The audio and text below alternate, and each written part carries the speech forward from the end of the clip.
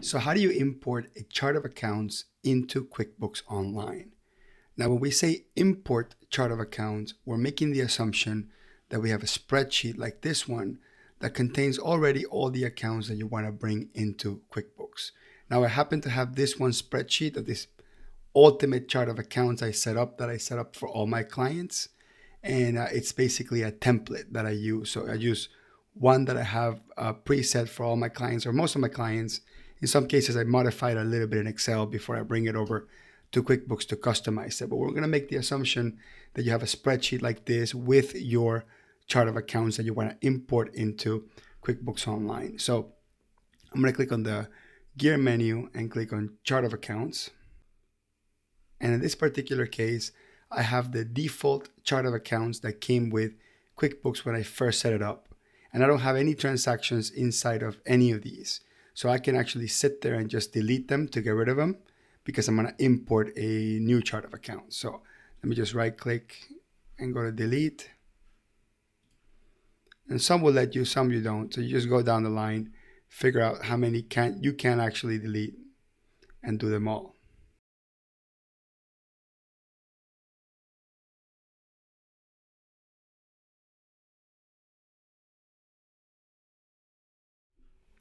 So I got to the point where I deleted everything that it let me delete. The only thing that was left in the profit and loss accounts was the sales account, the uncategorized income, and uncategorized expenses. The reason for that is QuickBooks needs its own uncategorized income and uncategorized expenses for banking, and sales because it's tied to a default item that points to sales. So these three you're not going to be able to delete. The other ones that are here on the balance sheet are ones that I set up with my bank feed. So I'm not going to delete those because that's my banking transaction. So the point really of the chart of accounts is to bring in everything that you don't have in QuickBooks or everything that you haven't already established or entered in QuickBooks. So the idea behind the import is to bring the balance of the accounts that I need. And again, I have them on a chart of accounts in a spreadsheet like this. So I'm going to import this spreadsheet. So what I'm going to do is I'm going to click on New on the drop down menu and then click on Import on that drop down menu. Then I'm going to click on Browse. I'm going to select my own chart of accounts and then I'm going to click on Open. And by the way, if you don't already have your spreadsheet prepped up, you can download the sample file. And I want to show you what that looks like. And the sample file is basically a template that you can use if you want to copy and paste this from some other system or type it on your own. So you can use this template if you want to create it from scratch. But in this case, I already have my own template. So I'm going to click on Browse, select the file, then click on Open. And then it'll ask me to map it. Now, because my chart of accounts template, it's already set up with each of these fields, I'm just going to match these with these. So all I'm saying is what's the name in the spreadsheet versus what is the name in QuickBooks. So I come in here, account number, account type, and I click on Next. And you're going to see a preview of what all the accounts look like, account numbers, category type, all that stuff. Then I want to click on Import.